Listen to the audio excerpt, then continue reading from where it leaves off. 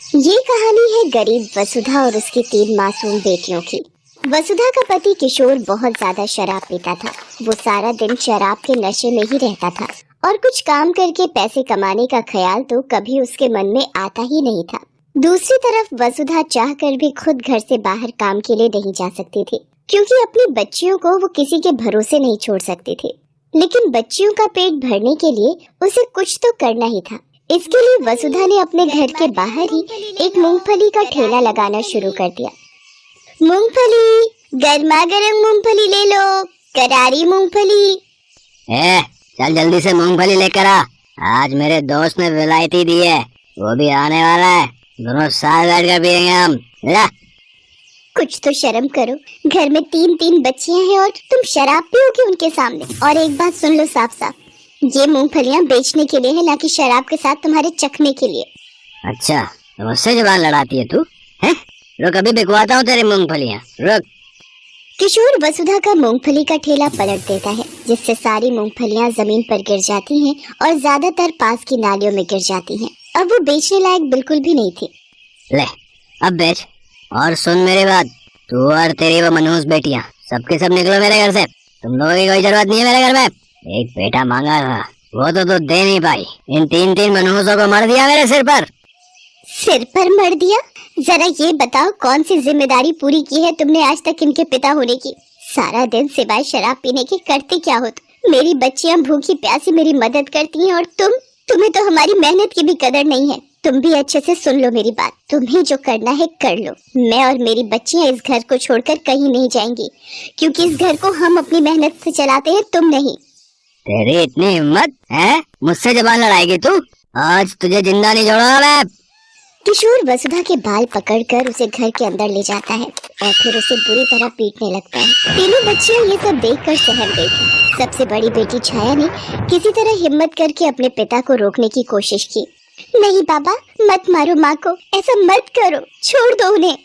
किशोर गुस्से में छाया को भी धक्का दे देता है, जिस वजह से छाया को सिर पर गहरी चोट लग जाती है। लेकिन फिर भी किशोर पर कोई फर्क नहीं पड़ा। उसका दोस्त बाहर आ चुका था और किशोर अपनी शराब की बोतल लेकर उसके साथ घर से बाहर जाने लगा। अरे आ गया दोस्त, चल यार बाहर ही चलकर पीते हैं। इन मनहूसों ने तो सारा मूड ही खराब कर दिया यार। अरे कहाँ जा रहे हो? छाया को कितनी चोट लगी है? मेरे साथ चलो, इसे डॉक्टर के पास लेकर जाना होगा। वसुधा की बात को अनसुना कर किशोर वहाँ से चला जाता है। छाया जमीन पर बेहोश पड़ी थी और दोनों छोटी बच्चियां विभा और दीक्षा बुरी तरह से रो रही थी। किशोर के मारने की वजह से वसुधा खुद उठकर खड़ी नहीं हो पा रही थी, लेकिन फिर भी उसने हिम्मत की और दोनों बच्चियों को प्यार से समझाकर घर में रहने को कहा। इसके बाद वो छाया को लेकर अस्पताल पहुंची, जहाँ डॉक्टर कामिनी ने छाया का इलाज किया और कुछ ही देर में छाया को होश आ गया। अभी ठीक है, ये दवाइयाँ लिख दी हैं मैंने, बाहर मेडिकल से खरीद लो। और हाँ, इसे 1 हफ्ते तक हर रोज पट्टी बदलवाने के लिए लाना होगा। वसुधा डॉक्टर से दवाई की पर्ची लेकर उसे देखने लगती है। पर्ची देखते हुए उसकी आंखों से आंसू बह रहे थे।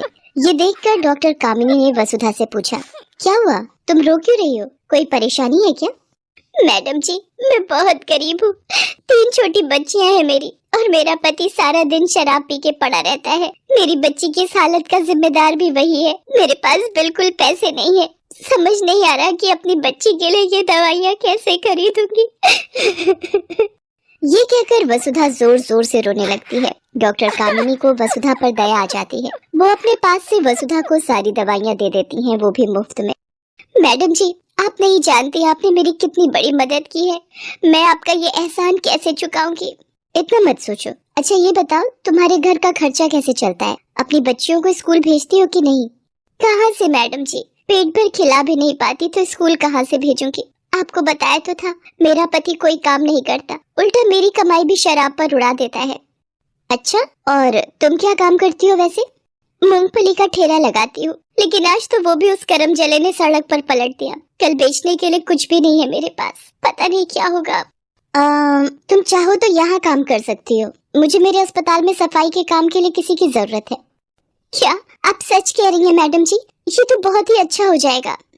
हाँ, लेकिन सबसे अच्छा तब होगा जब तुम अपनी बच्चियों को पढ़ने के लिए स्कूल भेजोगी। देखो, तुम्हारे जो हालात हैं वो तुम्हारी बेटियों को ना देखने पड़े, इसके लिए तुम्हें उन्हें पढ़ाना होगा। सिर्फ पढ़ लिख कर ही वो अपना भविष्य संवार सकती हैं। मैं इसमें भी तुम्हारी मदद कर सकती हूँ। यहाँ पास में एक सरकारी स्कूल है, एक बार छाया ठीक हो जाए फिर मैं तुम्हारी तीनों बच्चियों का एडमिशन वहाँ करवा दूंगी, और स्कूल की फीस की चिंता तुम मत करना, वो सब मैं देख लूंगी।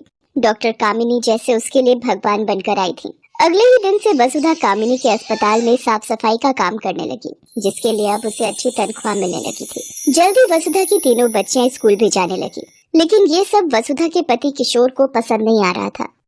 ये लड़कियां कहाँ जा रही हैं? हैं? कहाँ भेज रही है तू इन्हें? स्कूल जा रही हैं। अच्छा, इन्हें स्कूल भेजने के लिए तेरे पास पैसे हैं?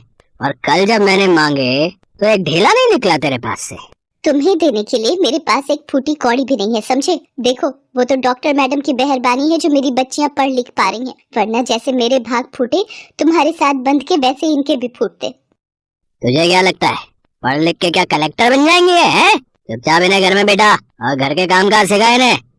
नहीं, मेरी जिंदगी तो नरक बनी गई है, अपनी बच्चियों के साथ ऐसा नहीं होने दूंगी मैं। अच्छा, लगता है उस दिन की मार भूल गई है तू, हैं? नहीं, मैं कुछ नहीं भूली, और अब से तुम एक बात मत भूलना, अगर मुझे या मेरी बच्चियों को हाथ भी लगाए ना तो सीधे पुलिस के पास जाऊंगी मैं। अब तक बहुत बर्दाश्त कर लिया है तुम्हें, अब और नहीं करूंगी। तो क्या कर रही है मेरे घर में? निकल यहाँ से बाहर। ठीक है, अब यही सही। किशोर को लगा था कि हर बार की तरह इस बार भी वसुधा उसकी बात का उल्टा जवाब देगी, लेकिन इस बार ऐसा नहीं हुआ। असल में अब वसुधा भी किशोर से छुटकारा चाहती थी, क्योंकि उसे डॉक्टर कामिनी के रूप में एक उम्मीद जो मिल गई थी। मैडम जी, मैंने छोड़ दिया उसे, हर बार धमकी देता था कि घर से निकाल देगा, आज खुद ही छोड़ दिया उसका घर भी और उसे भी। अब वो जाने और उसका काम जाने, मेरा और मेरी बच्चियों का उस आदमी से कोई रिश्ता नहीं है। लेकिन वसुधा, अब तुम रहोगी कहाँ, और तुम्हारी बच्चियां, उन्हें कैसे संभालोगी? अब तक भी तो अकेले ही सब कुछ संभाल रही थी मैडम जी। मैंने यहाँ अस्पताल के पास में एक कमरा किराए पर ले लिया है, मेरा आना जाना भी आसान होगा और बच्चियों की भी चिंता नहीं रहेगी। वसुधा की बात सुनकर डॉक्टर कामिनी मुस्कुराने लगती हैं और फिर दीवार पर लगी अपनी माँ की तस्वीर को देखने लगती हैं। तस्वीर देखते हुए उनकी आंखें नम हो जाती हैं। मैडम जी, क्या हुआ? आंख में कुछ चला गया क्या? नहीं, आज इतने सालों बाद अपनी माँ को देख लिया। लेकिन मैडम जी, आप तो उन्हें इस तस्वीर में हर रोज देखती हैं, मैंने देखा है, हर रोज आप उनकी तस्वीर के सामने हाथ जोड़ती हैं, उसके बाद ही आपका दिन शुरू होता है। नहीं, तस्वीर में नहीं, आज तुम में देख लिया मैंने उन्हें। वसुधा, आज जो तुमने अपनी बच्चियों के लिए किया है, कई साल पहले ठीक वैसा ही मेरी माँ ने मेरे लिए किया था। मैं जानती हूँ ये फैसला तुम्हारे लिए कितना मुश्किल रहा होगा। हाँ मैडम जी, मुश्किल तो था, लेकिन सच कहूँ तो आपसे ही हिम्मत मिली है मुझे। वैसे मैडम जी, आप तो इतनी बड़ी डॉक्टर हैं, तो ये सब जो आप बता रही हैं वो कैसे? मतलब तुम्हारी और मेरी माँ की कहानी बिल्कुल एक जैसी है वसुधा।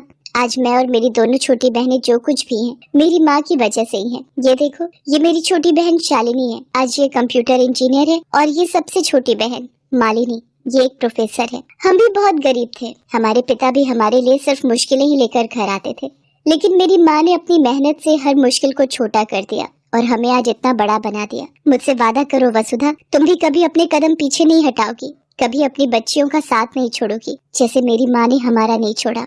इस वीडियो को लाइक करें, हमारे चैनल को सब्सक्राइब करें और बेल आइकन जरूर प्रेस करें